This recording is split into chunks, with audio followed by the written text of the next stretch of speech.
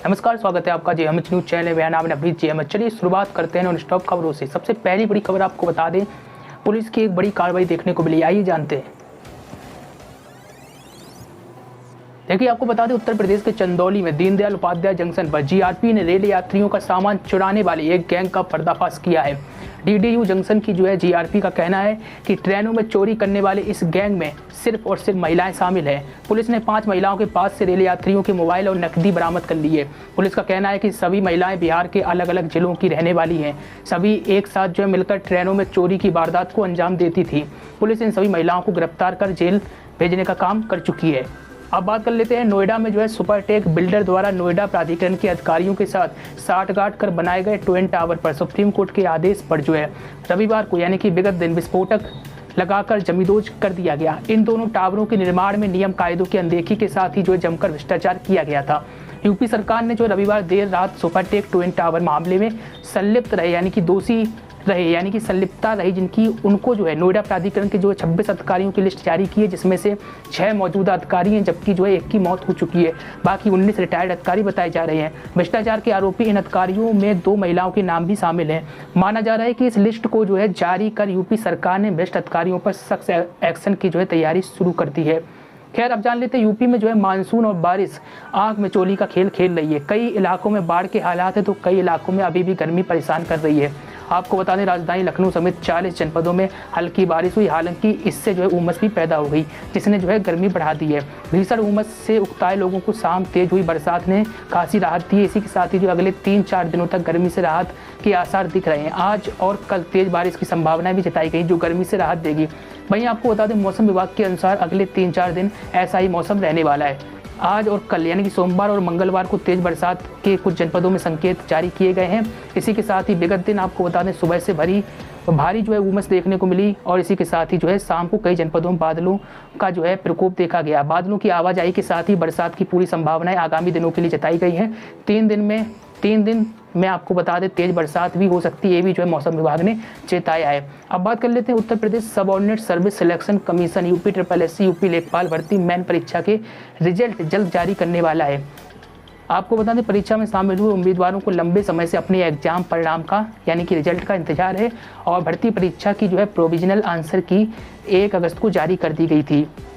इस पर उम्मीदवारों को आपत्ति दर्ज करने का भी मौका दिया गया था। आयोग आप सभी आपत्तियों पर विचार करने के बाद फाइनल आंसर की और रिजल्ट जारी करने के लिए तैयार है।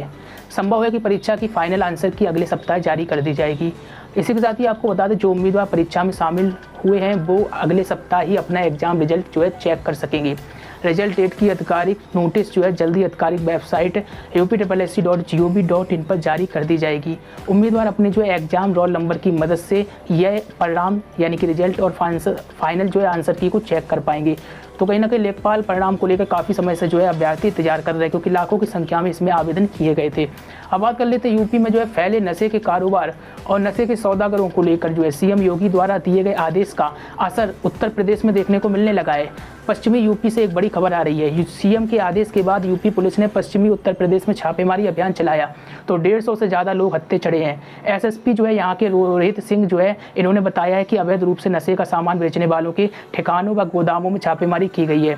आपको बता दें कि मुख्यमंत्री के निर्देश पर पुलिस ने तुरंत एक्शन लेते हुए रविवार को जिले में नशे के तस्करों के खिलाफ जमकर अभियान चलाया और जिसमें पुलिस ने पहले ही दिन 150 से ज़्यादा नशा तस्करों को गिरफ्तार किया है। हम तस्वीर भी आपको दिखा रहे हैं। इसी के साथ ही अब बात कर लेते हैं, यूपी के मुख्यमंत्री योगी आदित्यनाथ जल्द ही प्रदेश में जनसंख्या नियंत्रण कानून लागू करने को लेकर तत्पर हैं। यूपी सरकार जनसंख्या नियंत्रण का मसौदा तैयार कर चुकी है। यह बात यूपी सरकार में राज्य मंत्री स्वतंत्र प्रभार जसवंत सैनी ने कही है। इसी के साथ ही अब जान लेते हैं, प्रधानमंत्री मोदी से जुड़ी हुई एक बड़ी खबर आ रही है। दरअसल प्रधानमंत्री मोदी ने आरोप लगाया है कि गुजरात को बदनाम करने और निवेश रोकने के लिए साजिश रची जा रही है, लेकिन इस राज्य ने इन बातों की ओर ध्यान नहीं दिया और प्रगति का नया मार्ग प्रशस्त किया है। आपको बता दें, मोदी इस साल के अंत में गुजरात में होने वाले विधानसभा चुनाव से पहले भुज में विकास कार्यों का उद्घाटन करने, उनकी नींव रखने के लिए एक रैली को संबोधित करने के लिए पहुंचे हुए थे। प्रधानमंत्री मोदी ने कहा कि फिलहाल कई कमियों के बावजूद भी यह 2047 तक भारत को विकसित राष्ट्र बनाने का विकसित राष्ट्र बनते हुए साफ तौर पर देख सकते हैं। यानी कि जो 100 साल हो जाएंगे, 100 साल में भारत विकसित राष्ट्र जो है बन जाएगा, ऐसा प्रधानमंत्री का कहना रहा। अब बात कर लेते हैं, मई में गेहूं के निर्यात पर प्रतिबंध लगाने के बाद अब सरकार ने आटा, मैदा, सूजी के निर्यात पर भी रोक लगा दी है। केंद्रीय मंत्रिमंडल ने गत सप्ताह पारित इस आदेश को जारी करते हुए विदेश व्यापार महानिदेशालय ने कहा है कि यह कदम इन वस्तुओं की कीमतों में काबू पाने के लिए उठाया गया है। फिर भी कुछ मामलों में भारत सरकार की अनुमति के साथ इन वस्तुओं के निर्यात की अनुमति दी जाएगी। खैर, अब जान लेते हैं, प्रधानमंत्री नरेंद्र मोदी जो है विगत दिन लोगों से कुपोषण उन्मूलन के प्रयासों में शामिल होने का आग्रह किया है और कहा है कि इस मुद्दे से निपटने में सामाजिक जागरूकता महत्वपूर्ण भूमिका निभाएगी। इसी के साथ ही प्रधानमंत्री का कहना रहा है कि अपने मासिक रेडियो कार्यक्रम मन की बात के माध्यम से उन्होंने संबोधन किया और कहा कि मैं आपको कुपोषण से जुड़े इतने सारे जो है नवोन्मेषी प्रयोगों के बारे में बता रहा हूँ, क्योंकि आने वाले महीने में हम सभी को भी इस अभियान से जुड़ना है। आपको बता दें, सितंबर का महीना त्यौहार के साथ साथ पोषण से जुड़े एक बड़े अभियान को समर्पित है।